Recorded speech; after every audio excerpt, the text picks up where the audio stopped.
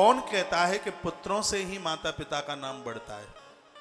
क्या बेटियों ने माता पिता का नाम नहीं बढ़ाया? बेटा एक कुल का तारण करता है, बेटियां 3 कुलों का तारण करती है। रामायण में कहा पुत्री पवित्र किए कुल दो। महाराज जनक ने अपनी बेटी को बात कही थी, बेटी तुमने दोनों कुलों को पावन कर दिया, पवित्र कर दिया, आनंद कर दिया, अच्छी बेटी बने। इतनी बढ़िया बेटी बने, मम्मी पापा का नाम हो जाए, दादा दादी का नाम हो जाए, उस घर को जाकर के स्वर्ग बना दे। और मैं निवेदन करता हूं, शायद ये बात आपको ना पता होगा, ब्रह्म वैवर्त पुराण के अंतर्गत ये बात मैं आपसे बोल रहा हूं, जो बेटी ससुराल को स्वर्ग बना देती है, माता पिता के खानदान की 1000 पीढ़ियां तर जाती हैं।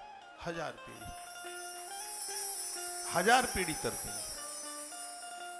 आपकी बेटी ने उस ससुराल को स्वर्ग बना दिया, पूर्वजों को तृप्त कर दिया है।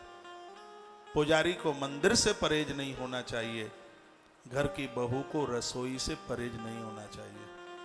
घर में आया हुआ मेहमान रात को भूखा सो जाता है, पूरी धरती को भूखा रखने का अपराध गृहस्थ को प्राप्त होता है। जमाने में बहुत उदार बने हैं। देवियां जिस समय रसोई में काम करती हैं, देवता आकाश में से झांकते हैं। जब तुम स्वच्छता पवित्रता के द्वारा बनाती हो तो भगवान लालायित रहते हैं उस रसोई का भोग लगाने के लिए। उस घर में बरकत नहीं रहती, उस घर में बीमारियां फैल जाती हैं। जिन घरों में घर की बहुओं को रसोई से परहेज होता है, दाई भाइयों को रसोई में कम जाने दो, मंदिर में कम जाने दो, उन्हें और काम दो। ये 2 काम खुद संभालो आप। वो शकुन आपके हाथ में है। आपके हाथ की जो रोटी है विचारों को पावन कर देती है। मैंने माता कुंती के चरित्र में ऐसा पढ़ा है, मैं ग्रंथ पढ़ता रहता हूँ।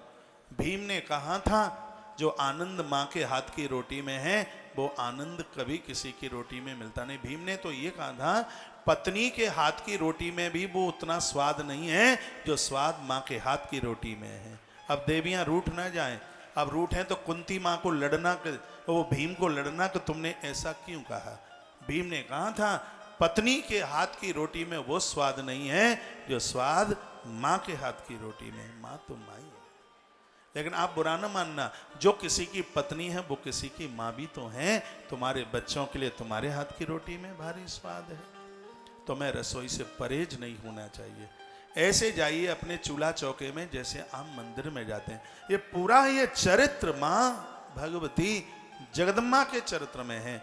माता मैना उन्हीं देवियों में से एक है। इनके यहाँ संतों की भीड़ लगी रहती है और कभी ऐसा नहीं होता है कि चूल्हा न जलता हो। आज बड़े बड़े शहरों में रविवार को चूल्हा नहीं जलता, कहते नहीं आज तो सब बाहर का खाएंगे, सड़ा भूसा सब बाहर का।